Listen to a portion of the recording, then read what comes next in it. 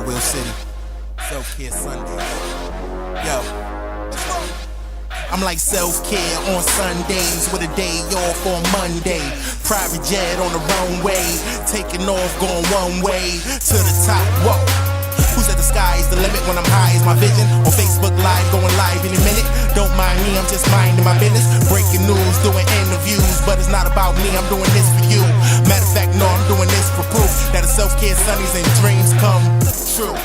They really do. Hi, everyone, and welcome to this week's episode of the Self-Care Sundays podcast. We are excited this week for our guest, Andrew Johnson, a Paralympian. But before we get started, I wanted to ask for your help supporting the podcast via Patreon. Patreon allows supporters of the show to donate a monthly amount to help with our costs, including monthly maintenance fees and to pay our audio engineer. We'd also like to raise enough money to hire a transcription service to make sure our episodes are more accessible to everyone. If you'd like to help us out, please check out patreon.com/selfcaresundays podcast. That's patreon.com/selfcaresundays podcast. Thank you in advance. It's the generosity of our listeners that helps this information become accessible to so many people in the first place. So let's get started. Andrew, how are you today?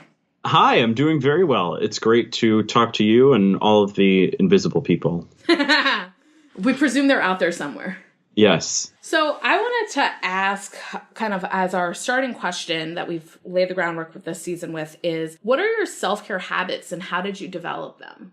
I think the habits that I have for self-care are really focused on being able to end each day feeling like I've done 4 important things. And those 4 are to learn, to create, to exercise, and to do something relaxing for me, something spiritual, if you will. So if I can finish a day having done those 4 things, I feel like I've taken good care of everything that I need personally.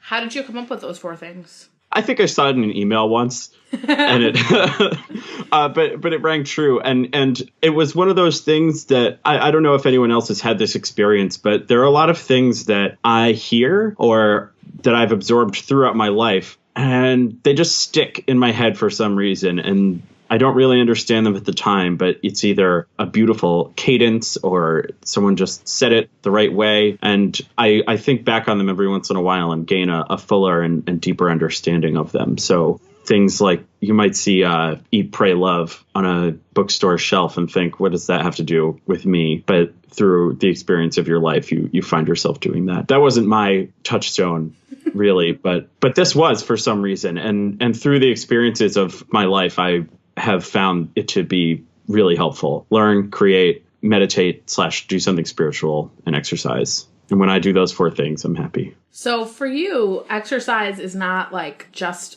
a hobby it's not always just a hobby. You professionally rode. So can you talk to us a little bit about what that experience is like and whether that experience shifts exercise away from being self-care? If it's like a competitive job, does it not feel like self-care anymore?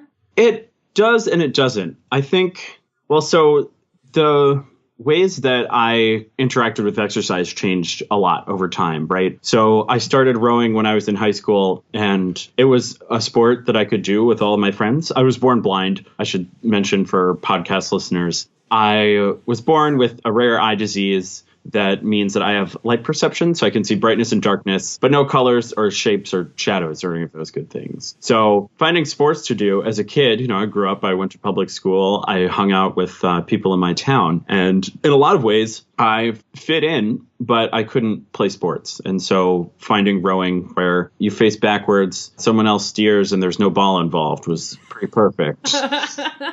Yeah. And so, yeah, it was... it beats tennis, that's for sure. I can imagine. So I love doing it. I rowed in high school. And when I was rowing in high school, the motivation was very external, right? You do it for your team. You show up for the people around you. And for me, feeling that sense of belonging was very important and actually contributed to my self-care. So I would work hard for other people, and it felt good because I was a very young athlete, and it was a way to give back that I'd never found before. But that all changed when I started competing on the international stage, when I started trying out for teams, because, well, the team is still very important. You are expendable. and there's a feeling that your seat is up for grabs and your individual efforts mean a lot more. So self-care looks a little bit different in regards exercise, and it's controlling burnout at that point, where there's a saying that there's no overtraining, there's just underresting. So there are definitely people who would push themselves too hard, but at that point your life gets too out of balance. There's too much of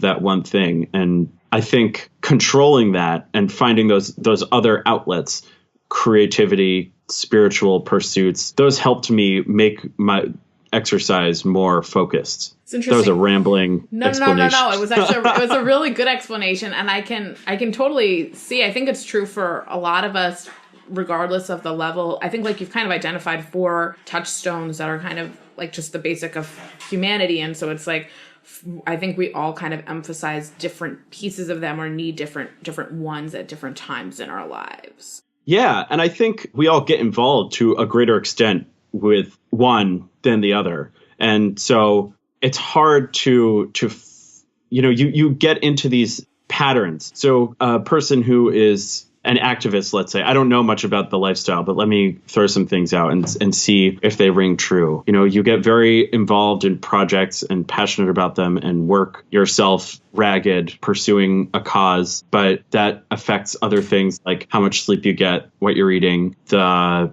people that you're spending time with, the time that you get to be alone and have unfettered thoughts. I do my best, the way that I like thinking about it is I do, people who say they do their best thinking in the shower. Mm-hmm. Have you? I do my best thinking. Like, I think the reason for that is that you allow your mind to be in a different mode. So I do my best thinking when I am working out, and I do my best working out when I have some time to relax and rest. And I do my best resting when I've done something that I feel proud of. Yeah, I think that kind of whole chain is really useful in kind of seeing how all these pieces are interconnected, that they're not just like different parts, but they're deeply connected with one another. You mentioned this in talking about being blind, but I'm wondering kind of more broadly how your identity has informed your self-care habits. So the ability to find rowing, I'm sure, is like tied to circumstance and finances, and then your ability to row or not row at various stages in your life may have been tied to the way people perceived you as able or not able to do it. And so I'm wondering how your identity has kind of shaped the way your habits have developed. I think it's kind of a chicken or an egg thing, because there are lots of, when you're blind, there's no shortage of people telling you what you can't do, right? Oh, you can't do this. You're blind. You can't do that. I mean, why would a blind person even want to, drive a car? I mean, obviously that's a silly example, but there are plenty of things. Why would a blind person want to play sports? How is that fun? Mm-hmm. And so as a reaction to that, I wanted to do it twice as hard. And so I think some of my personality comes from this sort of knee-jerk reaction of, I'm going to do something before someone tells me that I can't. And when I was young, it was about proving that to other people. And now it's really just about finding, I've been able to transform that into finding satisfaction through the activity for myself. And it helps me feel better. So that's one part of it. I think another way that identity shaped me is that I think being blind has let me listen a lot more to other people, and not just using my ears, but the way that I interface with most people is through really listening to their stories and what they have to say. And I think that has let me get out of my own head a little more than other people, because I have to be a little more cognizant of the environment around me. And it's let me learn a lot of things earlier than a lot of my friends and peers report learning them. Yeah, I'm wondering if one of the things we could talk about here, you did an interview with Jasmine Hughes about race as a blind person. Oh, yeah. Which we've never talked about, but I thought it was so fascinating. And so, I mean, obviously you have the identity of being blind, but you're also a white dude, except you're a white dude who doesn't physically see that you're white, except there's still privilege, I assume, associated with that. Oh, God, yeah. I grew up in Connecticut. Like, there's certainly privilege attached to it. I don't want to imply that I'm somehow divorced from being white because I don't know that I am. I can't say for 100% certainty that I'm white, but I still grew up with privilege and in these systems. And, there's still something there, but it definitely, I think it changes your mindset when you could be wrong about everybody. Yeah, I think that's super interesting because last season on the podcast, we talked a lot about community care. And I think what you were talking about with regards to listening and the lessons you've learned kind of speak to that. And I'm wondering, are these two things related, that like the way you listen to people and then the fact that you could be wrong about everyone, and kind of how that makes you think about yourself and privilege and caring for others? Does that tie together in some way? Yeah, I think so. And I'm going to tie this back to the Dave Chappelle skit where I don't know if you saw this, but in the first episode. I definitely saw it. I was totally thinking about it, but I didn't want to go. Yeah. Yeah. So for podcast listeners who might not have seen this, the Chappelle Show, on the first episode of this television show, they had Dave Chappelle, who's a comedian, and he did a skit where he was a black white supremacist. Yep. And clan robes and all. Yeah. And the thing is, like, there are people, he was, and you saw him. And he was blind, by the way. We should mention that in the skit. I'm sorry. Yes. He was blind. Yeah. Yes. That's where the joke was. He wasn't just like, yeah. Yeah. So you see him going around and he hears like rap music coming out of a car. And it's like, God.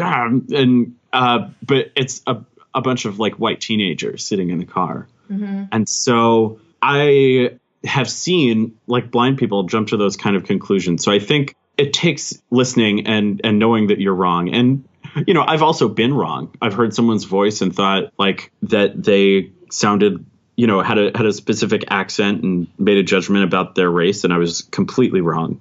What a fun way. I'm not fun, but like what an interesting way to go through the world. It must be like, yeah, I guess it really forces you to question your assumptions in ways that like, the rest of us don't always experience. I mean, I think you need a little bit of self-possession and self-understanding and, the ability to laugh at yourself to come to realize that if you're wrong, why do you think these things? And that I think that's a step a lot of people don't take. But yeah, because that's totally true. Anyone can be wrong about their assumption about someone's identity. But I think you're right. Not all of us take the next step to wonder why we made the assumption in the first place. Yeah, or are forced to. I think it's very easy to get trapped in, especially now, communities that reinforce your own ideas. Yeah, totally. So as we're talking about communities and the different things that you do for care, what is like the best advice that you've received as an athlete and how it relates to self-care? You told us the saying about there's just under resting, but is that it, or have you heard other things as well that you'd like to share? Well, that's a big one because a lot of athletes don't do that. And when they don't, the effects are very obvious. There are things like injury. There are things like, getting slower. And when all of your work is measured and measurable, it's harder to fake it. Very easy to see if you're being dispassionate about it. Like if you're on the outside looking in, you'd be like, oh gosh, like, of course that person should sleep more or they should take a day off. The same way that like it's easier to tell your friend to do the right things than to do them yourself. Mm-hmm. So I don't want to downplay that. I think the best advice that I was ever given is advice that I didn't start following until very recently, which is keep a journal. Why was that the best advice you received? Because it has made me at least be more intentional and more thoughtful about what I'm doing and think about why I'm doing it. And not necessarily, it's not a journal like, or at least mine is not a journal of my thoughts. It's more about what I did today and sort of writing that down. And I think it'll probably expand more, but if you can write down the things that you're doing, it'll be something that you can look back on or even just get out of your head and onto a piece of paper, which for me at least is a really freeing kind of feeling. For me too. I think I've had journals where I was it was like more like emotional thinking through things. But I think now for me, the big thing of writing things down is just to get them out of my head. Yeah. And I think it gives you can also look back and on a journal in 6 months. This is more true with a workout log, but I think it will be true with the journaling that I do as well, or the kind that you do in your own life, is that you can look back and actually see progress. Mm-hmm. Here I was 6 months ago. When you're living day to day, it can sometimes feel like you're not anywhere, you know, like you're not getting anywhere. But big things are made up of very small steps. And I think being able to write those down and not just commit them to your memory, which has all sorts of other stuff attached to it and is not just like a blank ink and paper record. Yep. And also just to see, right, like 6 months ago, I had this goal and hey, I actually did that goal. So maybe I didn't do these other two things. I think we have a negative bias in our own minds where we like focus on the stuff that we didn't do or we didn't accomplish or we didn't get rather than like look at the list of things that you have done is probably just so much longer. Yeah, absolutely. Absolutely. And it could be anything. I actually remember one time I was feeling quite down about myself and I decided to make like a list of all the things I liked about myself or that I had like done that I'd wanted to do in my life. And then a list of the things that I was like still working on or wanted to do better. And when I saw them side by side, I completely started laughing at myself. I was like, this list of things that I've done well or that I'm proud of or I like about myself is just exponentially longer. Yeah. But my brain was just so focused on the things I was missing. And even if the list of things you're missing is long, if you pick it up in 6 months, they'll probably, they may seem silly, the things that you feel like you're missing or that you're looking for. You know, maybe you decide, oh, like, God, that was really important to me, but I don't really remember why, or I don't think it is anymore. Like it's men. The way to reevaluate. Like meth? Like yes. men. I said like men. Oh, yes. Meth too, yes. But like men. Like... Yes, both are detrimental to your health. Avoid at all costs. Yeah. No, but it's true. I think also, you know, we're told narratives are part of broader stories outside of our own that ideas about what will make us happy. And I don't know that we always take the time to be like, why would a man make me happy? Why is that a thing that's supposed to happen? Yeah. I'm sure you can take care of that one yourself. I mean, like, I remember actually, and I think there was something to the fact that you're like the truest version of yourself when you're quite young, like when you're 10 or 11. Because I remember when I was at that age, like the idea of getting married made no sense to me. I was like, what is this person supposed to do? They're just going to always be there? I don't understand their function. Like, it just made no sense to me. Yeah. I mean, those kinds of, I could talk about that for hours. This little. Yeah, I mean, it goes a little bit to the left, but the point is that, like, that your perceptions of what's really important to you in a moment, it can really change and fluctuate over time. Yeah, and I think the only way to know is to write it down. So that's something that I have started very recently, and I really wish I'd done it sooner because there's a lot of stuff that I've just lost and will never be able to find again because they're just like the minutia of life that will never come back. So as we were talking about all this, what's interesting is that you didn't really mention, you mentioned to some degree when you were talking about kind of your individual efforts, but we didn't really talk about competition and being competitive, but you were like a serious competitive athlete. And I'm wondering, what did you enjoy or do you enjoy competing? Like, is competing a form of care for you? Is it fun for you? Or is that like incidental to to your own personal goals? I love competing. I think it's great. And I think that competition brings out the best in people. And I really believe that. I think that some people, it can, in some individuals, bring out the worst. I mean, if we're keeping it on athleticism, Russia has been under investigation for breaking the rules of the sport. But I think if you are really serious about things. Yeah. I'm just saying it's athletics too. Yeah, you know? right. Of course. I mean, that's it's really turtles all the way one. down. Yeah, exactly. And I guess the kind of question is like people sometimes associate competition with like pressure and demands, and they kind of, and sometimes when people talk about self-care, they tell you like, don't compete with others, be your own competition, you know, like comparison is the thief of joy.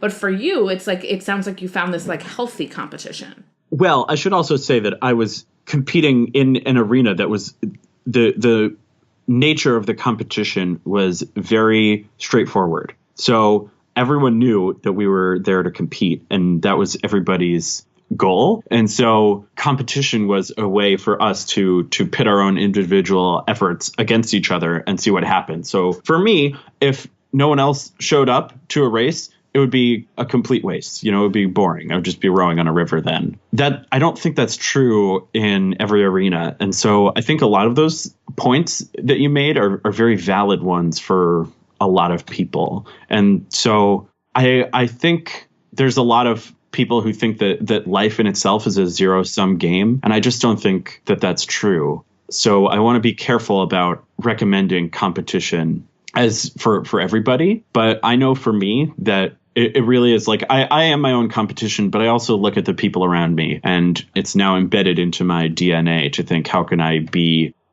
better at what I do? And I think I guess an ancillary part of that is how can I do what I do better than the people around me? But it's also learning from them. It's also taking their experience into account. And I think the part of competition that gets lost is that your competitors are your greatest teachers. They teach you about yourself. They teach you what you're capable of. And I think if you want to look at life as a competition, it is, or whatever pursuit you're doing, I think it's important to have gratitude for the other people that are doing it, because they are forcing you to be a better version of yourself. Yeah, so it's making me think kind of the distinction that I think you're trying to draw about like when competition is healthy and when it's not is made me think of the idea of like the man in the arena, right? Which is that like, I think you should only kind of compete with those who are actually competing, right? Like if people like, you shouldn't compete with bystanders who are yelling at you to do things differently, and commentators. So it's like, yes, like the feedback should be from those who are in the fight or who are in like, I'm thinking about it as an activist, but like,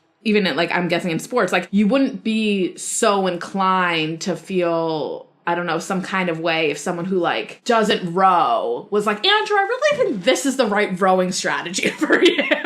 Oh, God, yeah. And I mean, like, as an activist, like, you don't compete with Twitter or right. whatever. Like, they're just, like, people who have no idea what or aren't going to engage with whatever you're doing. And I think focusing energy on their input is a waste of time. So it's like the man in the arena, for people who don't know, it's from the Teddy Roosevelt quote, like it's not the critics who count. It's a whole like poem / speech he gave where he's talking about how the person whose opinion counts is the man in the arena whose face is marred with blood, who even if he fails while daring greatly. So it's like, you compete with those who are trying and are in it. Yes. I actually didn't know about that. I'll have to look it up after. Yeah, I'll send it to you. It's like I had it on my wall for a long time because I think there's a lot of noise. There's a lot of input. There's a lot of unsolicited advice, and it's important to concentrate on people. A friend of mine, her book, she just had a book launch, and she was feeling very nervous about the reception, and I told her my advice to her was to make a list of the people whose opinions she actually cared about. Yeah. Like as an author, I think reading the reviews, just like, don't look, your book's out there. Yeah, I was like, really decide before the feedback starts coming in who you actually care what they have to say. Yeah, I think this is a broader point, but I think, and it's hard to do, but I think there needs to be a separation of ego too. Take the pridefulness out of it.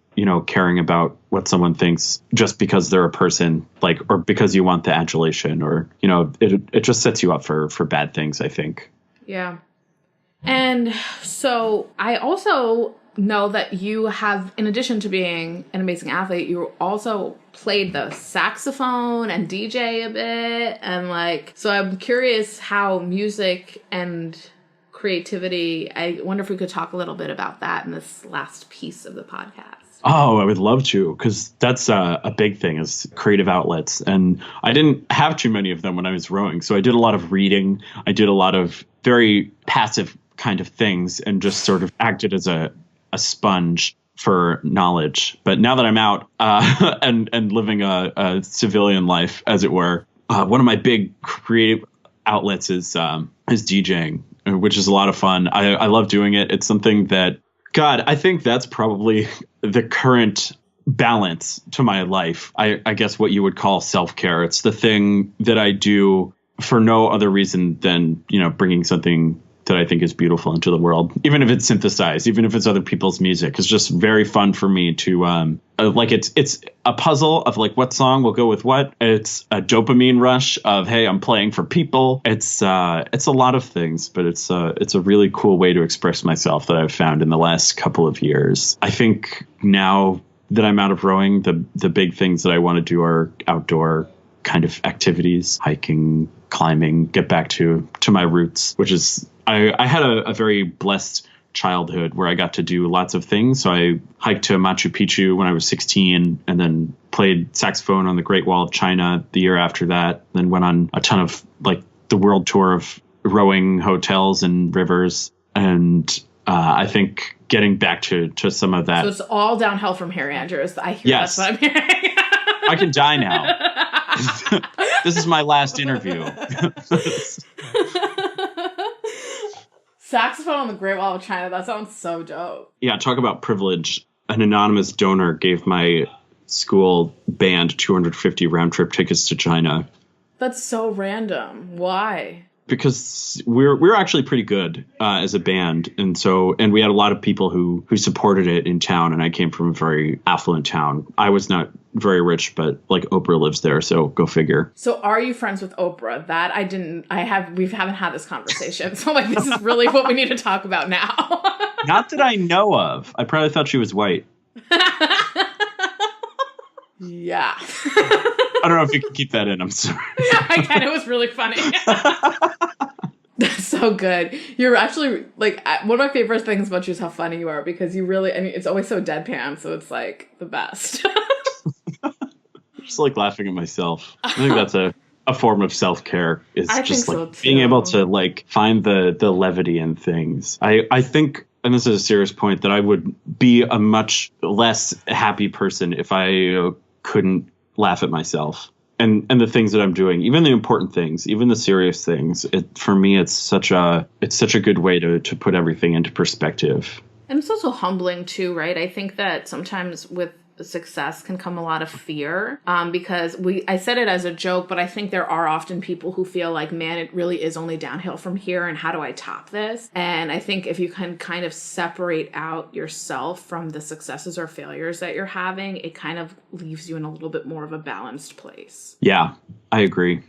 And so then it's like you can get true deep joy out of DJing and not have it feel like it's in competition with what it was like when you were rowing, because it's just different. It's like a different experience. It's a different time in your life. It's just different. Yeah, I know there are a lot of people who need to top everything. I guess I don't feel that way, and I should probably think of it as some kind of flaw, but I really don't. You know, there are things that happen to you in your life, and it's my compass is always pointed towards happiness and contentment. And for me, that's not a ladder necessarily. So you mentioned journaling. Is there another self-care habit that you're working on developing presently, or is that really the one you're trying to get into the habit of? God, that's the big one, I think. And you catch me at a time of flux when I'm really starting to think about this more. And it was funny that you reached out to me when you did, because it was pretty much when I started journaling and when I started really thinking about self-care as a practice and not just a bunch of random things that I do to make myself happy. So not as an indulgence. Yeah, no, I wouldn't describe any of my self-care habits as an indulgence. Like, that's just fun. For me, like, I guess it depends on what your goals of self-care are. Like, mine are to live like a happy and balanced life. And so, you know, one of them is actually just making time, I believe it or not, making time to work out. It was very easy for me when I had to do it 6 days a week. But in my life now, it's a little harder. So I came to this interview from the gym and have been deliberately making time to do that. And it has already paid off a lot. And it's hard. And I realize that it's a big time sink, but it doesn't have to be going to a gym. Just getting some form of activity and just makes everything else so much better. Yeah, it's interesting that you mentioned kind of the transition from kind of being a competitive athlete to not. My sister, when she played college basketball, and when she started working after college and was no longer competing, she was like, man, it's hard to like build the habit when you don't have to like be at practice, you know, like it was a different, I think she never really understood why it was so hard for me to exercise until after she stopped competing. Yeah, exactly. And it's not like you don't know the effects, the good effects or the good outcomes, but just getting yourself back into that habit is hard. The habits are very hard to form, but it's also really hard to live without the benefits of them. So is that what you think kind of helps propel you? I think habit formation is really hard for me. It's something I deeply struggle with. That's why it's the topic of the second season of the show. That it's a fully self-indulgent podcast. I'm just trying to learn from people. Do you think that your ability? It's interesting. I've heard other folks say this as well. Do you think your ability to kind of build these habits is about your ability to think longer term? About like, oh, I'm gonna miss the benefit of this if I don't do this now. Yeah, it's easy for me now. When I was young, it was just I feel like I had more willpower and less shit to do. So it was very easy to form those habits. It was like, oh, just get yourself in the right environment and all of them will come. And it's also about who you surround yourself with, too, I think. So when I was surrounded by athletes who were all performing at the top level and doing everything in their power to keep their minds and bodies sane and balanced, it's very easy to be like that yourself. But not so much in the world of, dominoes. Yeah. I think this is like why I am consistently, even as my friends change and as I get to meet more awesome people, I'm like consistently the laziest person amongst my friends. And I think like on purpose. And I think when I self-describe as lazy now, people think I'm nuts. But like I still very much feel that way. And I think it's because as you're saying, I try to intentionally surround myself with people who are really disciplined because it's not something that comes naturally to me. Yeah. I'd rather be comparatively lazy than objectively lazy. Well, I think I was objectively lazy for a very long time. And so I think I'm not sure that my identity has changed from that, even if my reality has changed from that. Yeah. So funny parallel to that is when you're blind, no mirrors. So I never know what I look like. And so I will change, Well, there are mirrors when you're blind. They're just not useful when you're blind. Yes. They're just the cold, smooth thing. Yeah, right. They're the thing I broke. Yeah. No, but I'll be working out for a month or two and people are like, wow, your body type really changed. And I have no idea. Like, it's not something that I think about because I'm stuck in my own body. So sometimes I think that external feedback is good. It might tell you things about yourself that it might change your identity. The way that other people think about us, I think, changes our identity or makes us question it and reevaluate ourselves. And sometimes that's good and sometimes not so much. But I think that input is in aggregate good. Yeah, I think that's very true. I think a lot of times, like, even how we identify, like, how much do you think of yourself as an athlete or a man or white or a brother really depends on the circumstance that you're in, who you're around in a given moment, and like, what your role is in the moment. So I think your identity in that way is very much in relation to others. Thank you so much, Andrew, and thank you all for listening to another episode of Self-Care Sundays. Before we wrap up here, I want to offer a special shout out to our patrons on Patreon. Their generosity makes our show possible and are a huge reason why we're hearing this episode today. We're especially grateful for the support of our super contributors, Vicky B, Rainu J, Brady K, Bill S, and Ember Shot. If you'd like to support the show and hear your name at the end of our episodes, please check out our Patreon at patreon.com/Selfcare Sundays podcast. Again, that's patreon.com/Selfcare Sundays podcast. Also, you could give yourself lots of names. That's true. You don't have to give your real name.